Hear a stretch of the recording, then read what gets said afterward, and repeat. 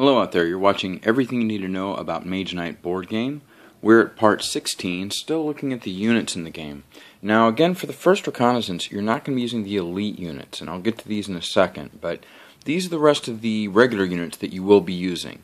Your deck will be shuffled up, there'll be 20 cards over here, and your unit offer will be right here, and once again you're going to have 2 units, plus as many units as you have actual players in the game. So a solitaire game you'll have 3 units here, 2-player game you'll have 4 units, a 3-player game you'll have 5 units, and if you have a 4-player game you'll have 6 units, and you won't have much time left at the end of your day. That's going to be a long game. As I said before, all these units can be located in a village, keep, monastery, or mage tower. These are the ones that can be located in the mage tower. We'll start with the guardian golems. You can get these in a mage tower that somebody has conquered, you or somebody else, or in a keep that you have conquered. They're level 2 units. They have an armor of 3 and they have physical resistance. So again, they're going to soak up 3 points of damage. Then they get wounded. Then they soak up 3 more points of damage. So basically, if they're getting an attack, a physical attack, they're going to soak up 6 points of damage. If they're getting hit with a fire or ice attack, then they're going to get wounded first. Then they'll soak up 3 points of damage. But if it's just an attack, a physical attack, they'll soak up 6 points of damage. Cost 7 points of influence to recruit them. They're worth 2 points of attack or block. If they're going to block an attack that's a fire or ice attack, if they get hit with an ice attack of at least 4 points, you can spend a red mana and you'll get 4 points of fire block against an ice attack. If they get hit with a fire attack, you can spend a blue mana and they'll give you 4 points of ice block. And by the way, both this fire and ice block is good against a physical attack. So if you just need 4 points of block, you can spend either a red or blue mana and activate this unit. Otherwise, if you get hit with an elemental attack, that's ice attack or a fire attack, you can use the respective block that you need there. Next we have the illusionists, which can also be recruited in a monastery or a mage tower. The illusionists only have an armor of 2, but they have physical resistance, so they can take an attack of 4 and get wounded, and then you've assigned 4 points of damage. If they get hit with an ice or a fire attack, though, they'll get wounded first, and then they'll only soak up 2 points of damage. They're a level 2 unit, requires 7 points of influence to recruit them. They have 3 abilities. 1, you can use them for 4 influence. Number 2, if you spend a white mana, the enemy you're fighting, or if you're fighting more than one enemy, the target enemy does not attack you this combat. So you can skip the block phase and skip the assigned damage phase. The only catch is it has to be an unfortified enemy. That means that if you're assaulting a keep, a mage tower, or a city where they're safely behind the walls, this is not going to apply. They're still going to attack you. You can't stop that. But an unfortified enemy will not attack. And then the third ability is you can spend these guys to gain a white crystal to your inventory. So Erythia likes these guys, and Norawas definitely likes these guys. Remember, they really like the color white. And then finally, we have 3 monks. Hey, they're the monks. These guys can only be recruited in a monastery. And even though the focus isn't so good on the camera, you can tell there's red, blue, and green. We have the Red Cape monks, the Northern monks, and the Savage monks. They'll all give you either 3 points of attack or block. That's their primary ability. Attack 3 or block 3.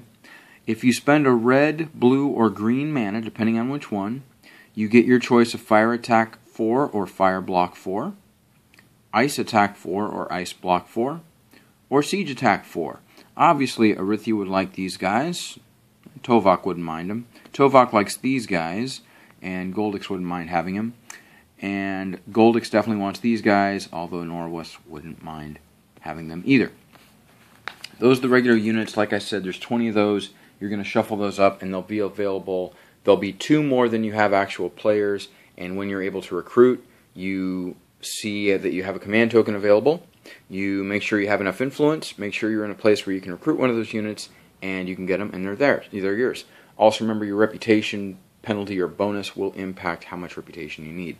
Now these gold-backed ones are elite units. You're not going to use these in the first reconnaissance, but I want to go ahead and look at them so you know what they look like. And the main thing is that there are catapults in here. And with the exception of the catapults, all of these cards, all these unit cards, are the same units that are found on the tokens when you fight a mage tower or a city. So as you can tell, having your influence will get these guys on your side. And if you just go to their house and attack them, well, they're going to put up a fight.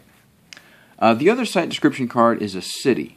And we're not going to be visiting a city in this game, which is part of the reason why we're not going to use these units. But the city icon looks like this. You'll see this on the unit card, and you know you can recruit them in a city. I'm just going to go ahead and put all my site description cards over there for now. First two we have are fire golems. And I'll just go ahead and say any of these that have a fire element are what Arithi would like to have, Tovak would like to have them possibly as a backup. Any blue are what Tovak would like to have, or Goldix would like to have as a backup. Fire golems are a level 3 unit. All these are levels 3 and 4.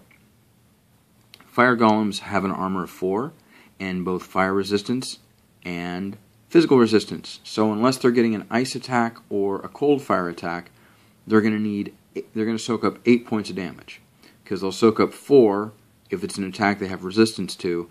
Then they'll soak up another 4, so they'll soak up 8 points.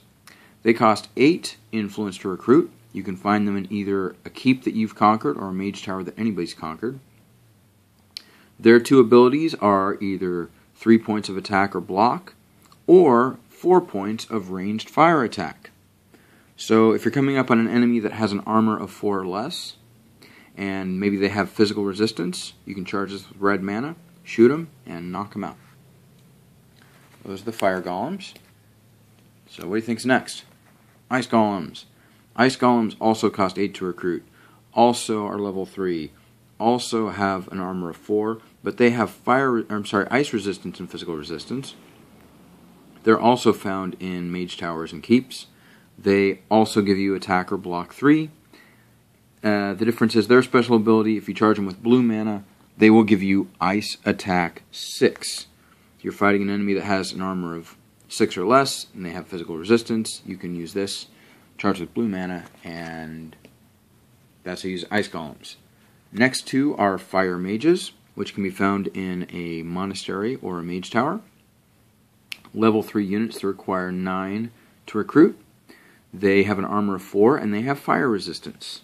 Their 3 abilities are ranged fire attack 3. If you charge it with red mana, you can get either fire attack 6 or fire block 6. And their third ability is you can gain a red mana token and a red crystal to your inventory.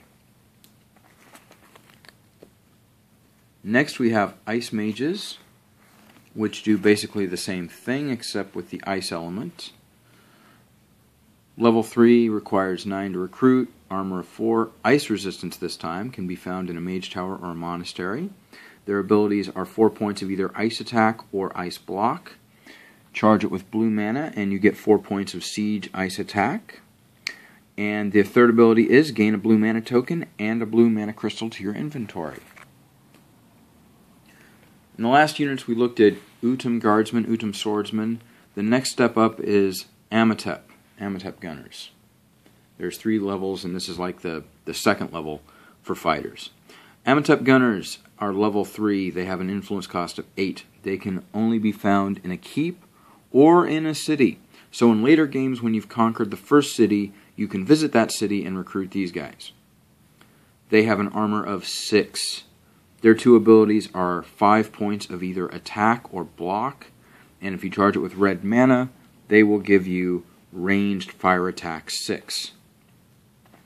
Again, remember that if they get injured, or if they get wounded in battle, this 3 becomes really a 1, because it's cut in half and rounded down.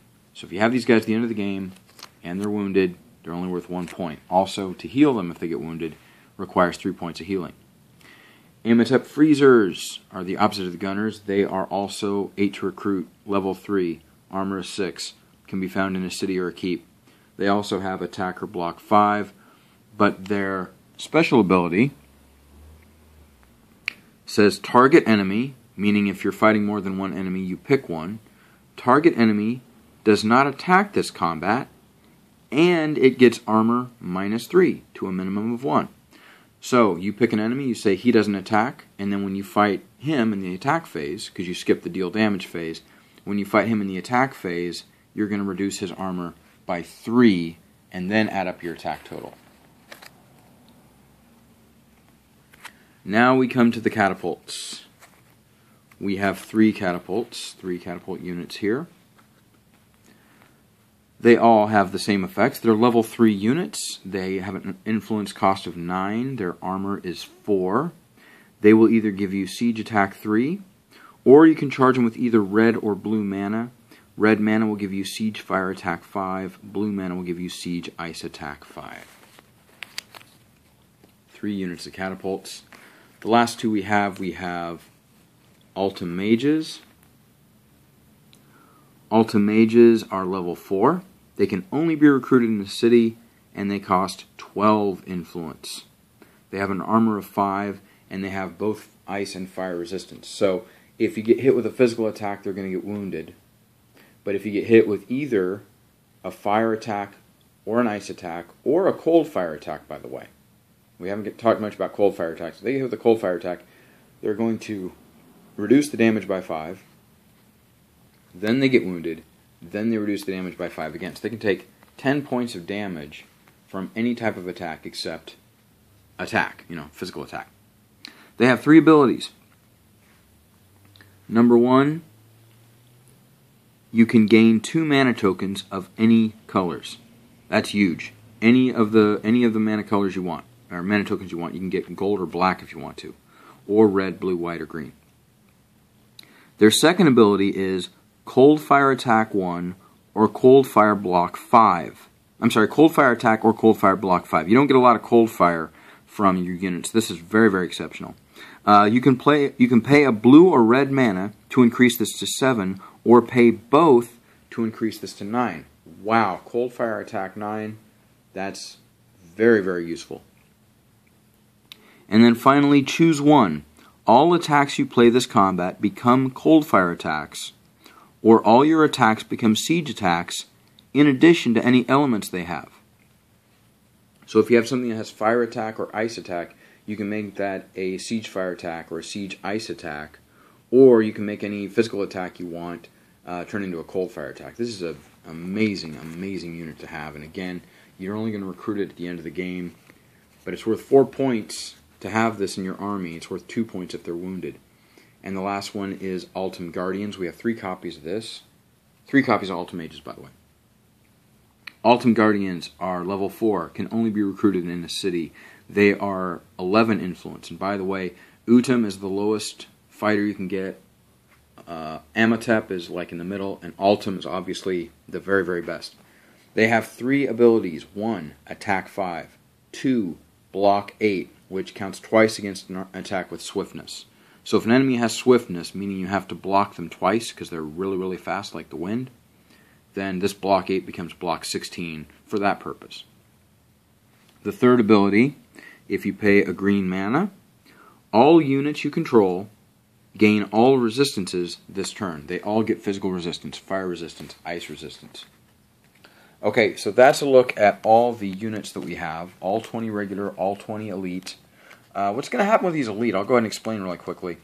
In a game where you're going to be exploring deep, deep, deep into the land, where you're going to be exploring core tiles, when you reveal a core tile, the next round when you put out the unit offer, you're going to alternate between elite units and regular units. So an elite unit, a regular unit, an elite unit, a regular unit, an elite unit. However many units you put out there, the first one's going to be elite, and they're going to alternate gold, silver, gold, silver, gold, silver. That's what they're there for.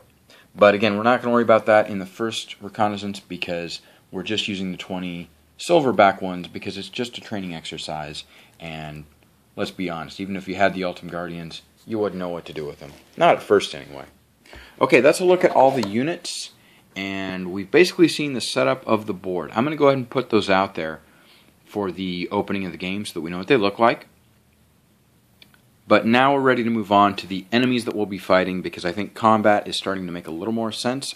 I hope these videos are useful. If you have any questions, suggestions, or objections, please leave a comment in the comment section. I'll address them as soon as I can. I hope this has been useful. Part 16 of Mage Knight, everything you need to know about Mage Knight board game. Until next time, GLHF. Good luck. Have fun.